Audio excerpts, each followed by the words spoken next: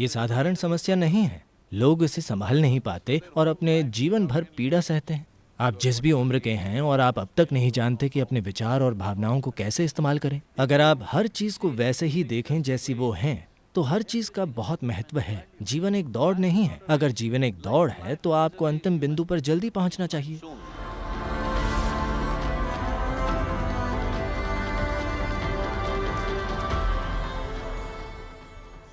मैं अक्सर ऐसी स्थिति में होती हूँ कि मैं खुद से खुश नहीं होती। मैं अपनी क्षमताओं, उपलब्धियों और अपने रूप की तुलना भी दूसरों से करती हूँ और शायद इसलिए मेरा आत्मसम्मान कम है। आपके विचार से मैं अपना आत्मसम्मान कैसे बढ़ा सकती हूँ और खुद से नफरत करना कैसे कम कर सकती हूँ? Well, ये आत्मसम्मान, ये आत्मविश्वास, दुर्भाग्य से ये चीजें दुनिया में बहुत ज्यादा बेची गई हैं। आपको सम्मान क्यों चाहिए? आपके लिए सम्मान क्यों जरूरी है? सम्मान इसलिए क्योंकि आप हर समय किसी दूसरे से थोड़ा ऊपर होना चाहते हैं। दुर्भाग्य से हमारी शिक्षा प्रणाली ऐसी बनाई गई थी, किंडरगार्टन से ही, पहला कौन है, दूसरा कौन है, तीसरा कौन है। आप पहले होना चाहते हैं तो आपकी खुशी इससे आती है जब सभी आपसे खराब कर रहे हों। ये कैसा जीवन है?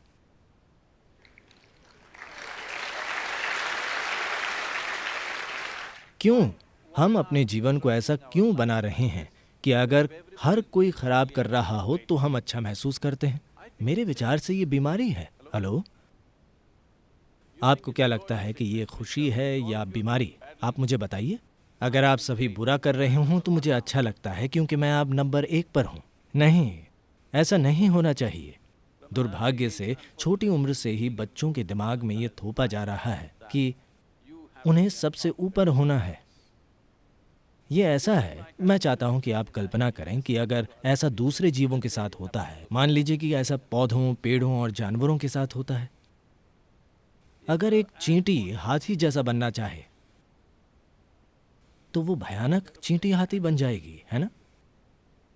मान लीजिए आम का पेड़ नारियल के पेड़ जैसा बनना चाहे तो वो एक भयानक आम का पेड़ होगा, क्योंकि ऐसी एक शाखा से कोई आम नहीं निकलेगा। आम का पेड़ ऐसा होता है, नारियल का पेड़ वैसा होता है, उन्हें वैसा ही होना चाहिए। इसकी वजह यह है कि कई तरह से लोगों ने आपके दिमाग में ये बात डाल दी है, क्या अच्छा है, क्या बुरा है, क्या ऊंचा है, क्या नीचा है, क्या ऊपर है और क्या नीचे है। इस वजह से आपने जीवन के हर पहलू पर इस मायने में कभी ध्यान नहीं दिया। शायद ह्यूमैनिटीज़ वाले लोग और वकील, आप क्या हैं? huh? Oh, अकाउंट्स वाले लोग। आपने कभी इन बातों पर ध्यान नहीं दिया। मैंने सभी प्रकार के जीवों, चींटियों, टिड्डों और कीड़ों और हर चीज़ पर ध्यान देने में बहुत समय बिताया है। अगर आप ध्यान दें, मान लीजिए एक चींटी है, या चलिए चींटी से थोड़ा बड़ा जीव चुनते हैं जैसे कि एक टिड्डा। उसे देखना आसान है। गौर से देखें तो जिसने भी इस टिड्डे को बनाया है उसने एक टिड्डे पर उतना ही ध्यान दिया है जितना उसने इस इंसान पर दिया है। कृपया ध्यान देकर देखें। जब सृष्टि के स्रोत ने चींटी और आप पर एक बराबर ध्यान दिया है तो आप ये सोचने वाले कौन हैं कि चींटी तुच्छ जीव है और आप सुपर इंसान हैं?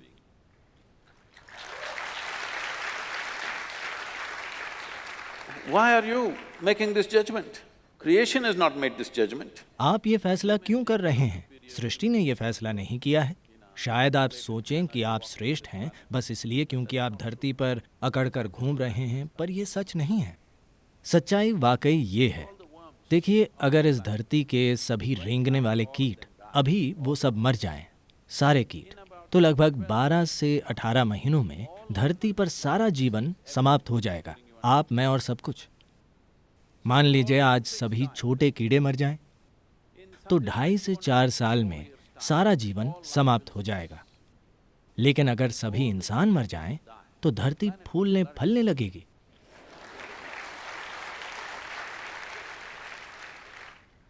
हाँ, हम अच्छी खाद हैं। अगर मनुष्य कहीं दूर चले जाते हैं तो इस बिल्डिंग के बीच से ही पेड़ उगाएंगे, है ना? हाँ या ना? सब कुछ फलेगा फूलेगा। तो आपसे कौन कह रहा है कि आप सबसे महत्वपूर्ण जीवन है? ये सोच कि ब्रह्मांड मानव केंद्रित है, ये एक बेवकूफ की सोच है। इस ब्रह्मांड में ये सौर मंडल खुद एक छोटा सा कण है। कल सुबह अगर पूरा सौर मंडल भाप बन जाए तो किसी को भनक भी नहीं लगेगी। ये इतना छोटा है। उस छोटे से कण में पृथ्वी एक सूक्ष्म कण है। उस सूक्ष्म कण में बेंगलुरु एक सुपर माइक्रो कण है, जिसमें आप एक विशाल आत्मसम्मान वाले बड़े इंसान हैं।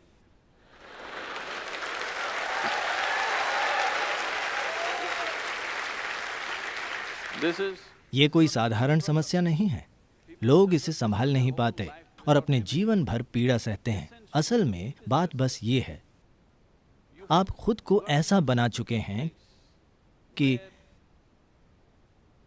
आपने खुद को ऐसा बना लिया है कि आप अपने विचारों और भावनाओं को संभाल नहीं सकते। यही बात है।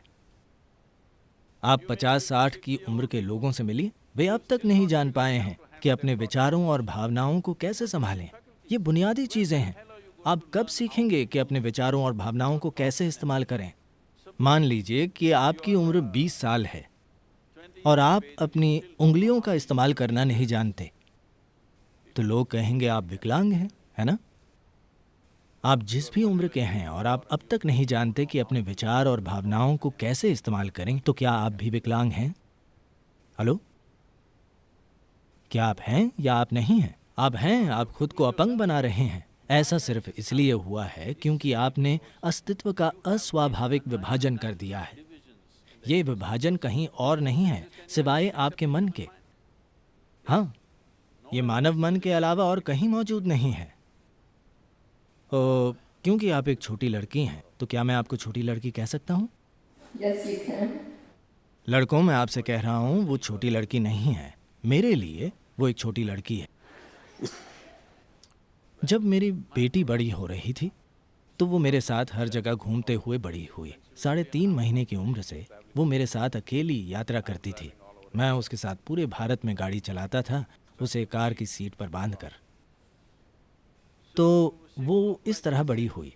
हर दिन हम किसी अलग परिवार के साथ होते थे। लोग अद्भुत थे, पर बड़ी उम्र के लोगों की एक समस्या है। जिस पल वे बच्चों को देखते हैं तो वो उन्हें कुछ ऐसा सिखाना चाहते हैं जिसने उनके जीवन में काम नहीं किया।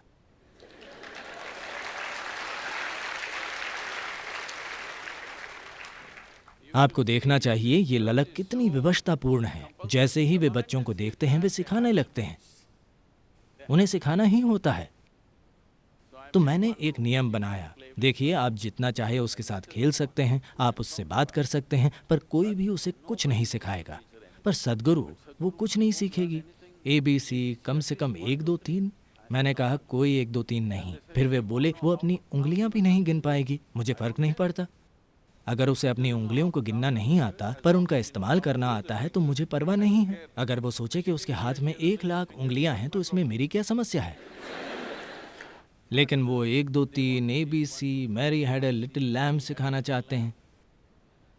मैंने कहा मुझे परवाह नहीं है कि मैरी के पास मेमना था या नहीं, पर आप उसे कुछ मत सिखाइए। तो उसे किसी ने कुछ नहीं सिखाया, वो बस सुनती थी सभी का बर्ताव। क्योंकि अगर आपके पास सिखाने के लिए कुछ नहीं है तो आपको दूसरे इंसान को अपने बराबर मानना होगा।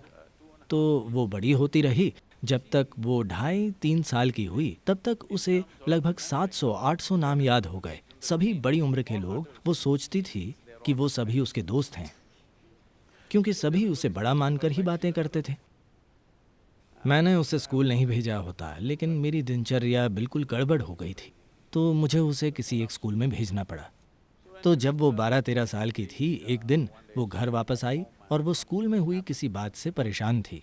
तो वो मेरे पास आकर बोली, आप हर किसी को बहुत कुछ सिखा रहे हैं, पर आप मुझे कुछ नहीं सिखाते हैं। मैंने कहा, देखो, मैं बिना मांगे कुछ नहीं सिखाता। अब तुम आई हो तो बैठो। तुमको बस ये जानना है, कभी किसी को ऊंचा मत जानो। उसने मुझे ऐसे देखा, आपको भी नहीं? मैंने कहा खासकर मुझे, क्योंकि जब तुम मुझे ऊंचा मानोगी तो तुम इससे पूरी तरह चूक जाओगी। अगर तुम मुझे वैसा ही देखो जैसा मैं हूं तो ये कीमती चीज है। अगर तुम मुझे ऊंचा मानोगी तो तुम क्या करोगी? शायद मेरी तस्वीर लेकर अपनी दीवार पर लगा दोगी, जैसे आप कई ऐसे लोगों को दीवार पर टांग चुके हैं जो दुनिया में मूल्यवान हैं। मैं जो हूं बस तुम मुझे उसी तरह देखो। मुझे ऊंचा मत मानो और कभी किसी को नीचा मत मानो, बस इतना ही। Never look up to anything, never look down on anything. कभी किसी चीज को न तो ऊंचा मानो और ना ही नीचा मानो। अगर आप हर चीज को वैसे ही देखते हैं जैसी वो है तो हर चीज का बहुत मूल्य है। हर किसी के जीवन का एक स्थान और मूल्य होता है ना? हर प्राणी का मूल्य है। चूंकि हमें इसका एहसास नहीं हुआ तो हमने दुनिया में कितनी चीजें नष्ट कर दी हैं, सिर्फ इसलिए क्योंकि हम सोचते हैं कि ये कीमती है, वो कीमती नहीं है। यहाँ ऐसी कोई चीज नहीं है जो कीमती नहीं है। हर चीज का अपना मूल्य है, शायद आप देख नहीं पा रहे हैं। तो खुद को ऐसा मत बनाइए, आप बनाम बाकी दुनिया। मुकाबले में चले जाना अच्छा नहीं है। आप इस धरती पर नंबर 1 बनना चाहते हैं। ये एक भयानक स्थान है, हर कोई आपके नीचे और आप ऊपर। क्या ये होने के लिए अच्छा स्थान है? मेरे ख्याल से ये एक बीमार स्थान है। किसी से आगे रहने की इस सोच को जाना होगा। वैसे किसी खेल या किसी चीज में मजे के लिए आप मुकाबला करते हैं, वो अलग बात है। जीवन कोई प्रतियोगिता नहीं है, जीवन एक दौड़ नहीं है। अगर जीवन एक दौड़ है तो आपको अंतिम बिंदु पर जल्दी पहुंच जाना चाहिए।